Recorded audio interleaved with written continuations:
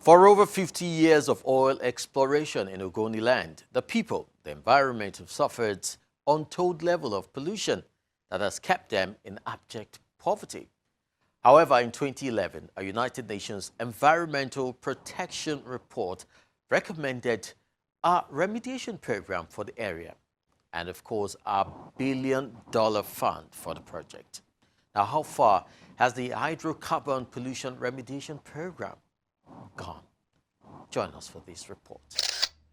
Ogoniland in the Niger Delta area of the country covers an area measuring about 1,000 square kilometers in Rivers State and has been the site of oil industry exploration since the late 1950s. The process of oil exploration, coupled with illegal bunkering, has greatly exposed the communities that make up OGONI to grave dangers as pollution takes center stage.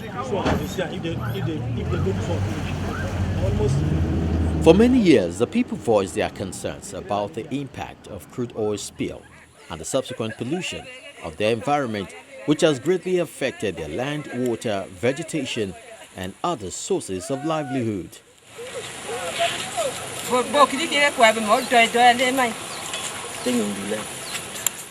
In 2011, the United Nations Environment Program, UNEP, released an environmental assessment of Ogoniland, highlighting the extent of oil pollution and impact on the environment. Comprehensive cleanup and restoration of Ogoniland was prescribed in line with the environmental guidelines and standards for the petroleum industry in Nigeria. It also recommended the establishment of Ogoniland Environmental Restoration Authority and fund with an initial capital of $1 billion. Upon this recommendation, the Hydrocarbon Pollution Remediation Program, HYPREP, which already had its work cut out, was established to undertake the cleanup. In the implementation, the project was structured into two phases. The first phase being the remediation phase in the first 5 years, and then the subsequent phases that will go through restoration and all of that, revegetation and the rest of them. Now, we are dealing with the first 5 years. And like I did explain, in 2017 when we started by doing further evaluation, scoping, delineation of those sites that were impacted, so we could start remediation work. Remediation work for us here actually started January last year. So we are actually in the first 5 years of first 1 year of the actual remediation work, which means we have like 3-4 years ahead of us to complete that phase. The United Nations estimated initial, and I use the word initial, amount of $1 billion for remediation of those sites that were identified in the report. And that report was submitted in 2011. The exercise was carried out by UNEP in 2009 and 2010. So we are talking about costs estimated to execute those sites that were done in 2011. Between 2011, and that was an initial cost for those sites. Between then and now, there has been several additional incidents in this area. And there were also areas not covered and not completed by UNEP during that period. During the period of the assessment, the UNEP team examined more than 200 locations, surveyed 122 kilometers of pipeline rights-of-way, reviewed more than 5,000 medical records, and engaged over 23,000 people at local community meetings. While taking this into consideration, the remediation program mapped out a course of action. First of all, we categorize the sites into complex sites and less complex sites. And so all the work we're currently doing are the less complex sites.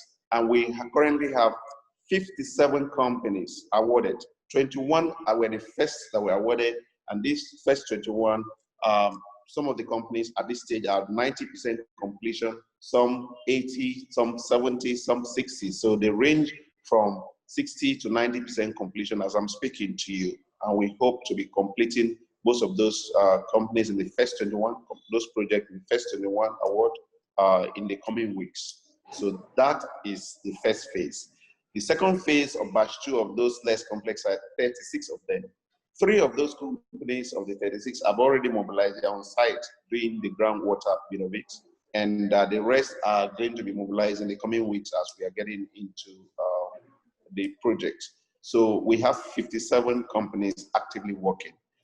HyPrep is taking time to study each of the sites as recommended by UNEP. We are taking time to do what is called characterization of these sites, identifying specific pollutants and the pathway that led to them, the sources of these contaminants, and then coming up with the best way to remediate them. We define all of this in the remediation action plan, and that action plan is what is implemented at each of these specific sites.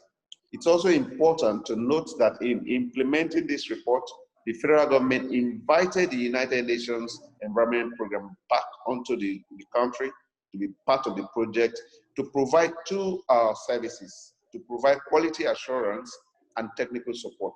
In at least 10 Ogoni communities where drinking water is contaminated with high levels of hydrocarbons, public health is seriously threatened, according to UNEP.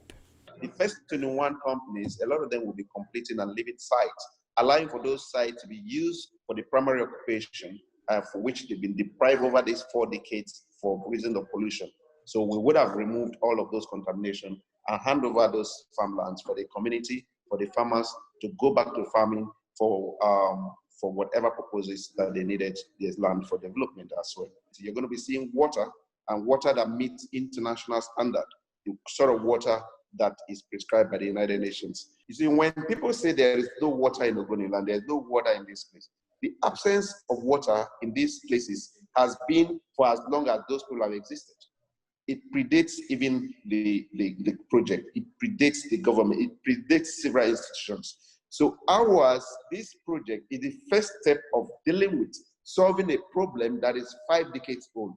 Another aspect of the study says the environmental restoration of Ogoniland is possible, but may take 25 to 30 years. For now, the people of Ogoniland want their lives back and would be delighted to see the level of and rate at which work is done raised so more grounds are covered in the course of the restoration program. Remember to be part of Eyewitness Report daily.